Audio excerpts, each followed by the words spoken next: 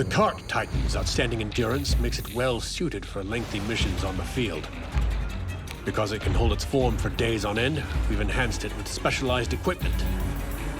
Peak's superior judgment will serve well here. Hello, everyone.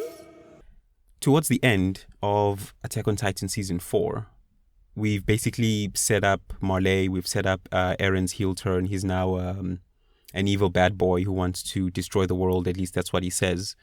We've set up Gabby, and then there's Porky, who's a Titan shifter, and then we also have Peak, right? She's also a Titan shifter. Now they've infiltrated the Jaegerists, and what they want to do is they want to capture the founding Titan. And at this point, Eren doesn't know that, or at least the story wants us to believe that he doesn't know, right, what they are planning. And the idea here is that she wants to kind of pretend like they're on his side and then get him to drop his guard, and then that's how they'll capture the founding Titan, right? Basically have Porky eat Eren Yeager to transfer the powers. And the way that she goes about this is she kills one of the Jaegerists and then points a gun at Eren Yeager, which is a little bit weird if you want to convince someone that you want to join their side by killing one of their henchmen. But it is what it is. It's fine. It does kind of work because she says, hey, look, there's a bunch of Malayan spies within Parody now. I'll show them to you, and then I can join your side, and then we can destroy Malay, right? And then Eren's like, okay, fine, I'll believe that. And then she's like, okay, but to do that, let's go up to the roof, and then I'll point them out to you. Which again is weird. And also just consider this, right? While we're going through this, we're not looking at this from kind of a holistic standpoint. We're looking at it from Peak's standpoint.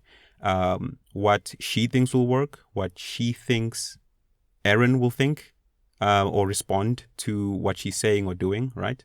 So when she says, hey, let's go up to the roof, it kind of doesn't make any sense because she could literally pull out a map and say, these are the locations of where all the spies are. She doesn't need to stand on top of a roof and be like, oh, you see that little building over there next to the road, next to that tower over there? That's where they are.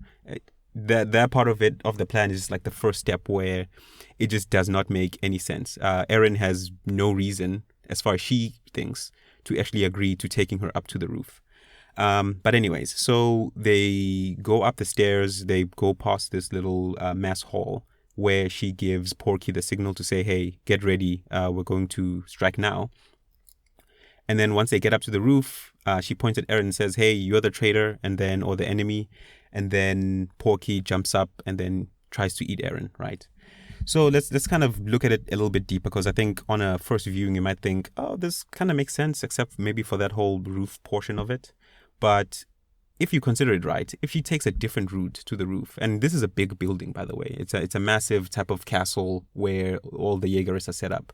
If Eren took a different route to the roof, which is possible, then this plan doesn't work, because now Porky doesn't actually get to see the signal, right?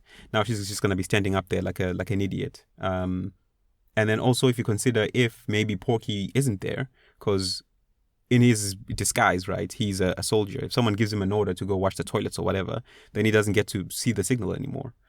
And then something else is just that it sounds like a trap. Why does she think that Eren would believe this? Again, she could just like write down the names of all the spies or their location. She doesn't need to go up to the roof. Anyone hearing this will just be like, yeah, this is stupid. Proven by the fact that Eren doesn't trust her, right? Even once they're at the roof, everyone has guns pointed at her. Eren, that woman is exceedingly dangerous. It isn't safe to trust her. I know. And I don't trust her any more than she trusts me. Yeah, and then something else here is, how is Porky supposed to know when or where Eren is, right? Because she basically gives him the signal, says, hey, we're going upstairs. And then she goes up, but there's like time. He could either go like do the attack too early or too late and then completely miss Eren. And then this whole plan was pointless, right?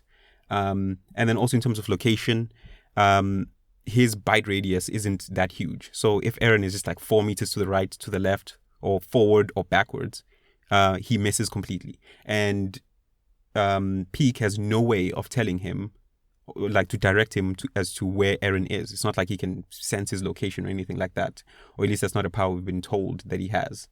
And then something else as well is, what if they just shoot her in the face, right? Because she turns around and points at Eren. Obviously, at this point, she's saying, yeah, I'm not going to give up the spies to you. So who's this? Yelena could have just said, shoot her, and then she would have died, and then this whole thing would have been pointless. And I guess maybe you might be asking, who cares? It was just like a stupid little scene. Who gives a shit, right? But Gabby and Peek are actually very instrumental within the final season, I guess final season part 2, where they do like quite a lot of things. And then if they actually died in this scenario, or if they were captured, because Eren would have been like, yeah, this plan doesn't make any sense. I think you're staying down here. Then yeah, just the whole, that's why it matters, is because the story would have been so wildly different if it weren't for this type of scenario happening. Anyways, drop a like in the comments. Not. Anyways, drop a like and comment. If you want to hear what I would have done in this scenario if I was Peak, yeah, let me know. And thanks for watching. Cheers.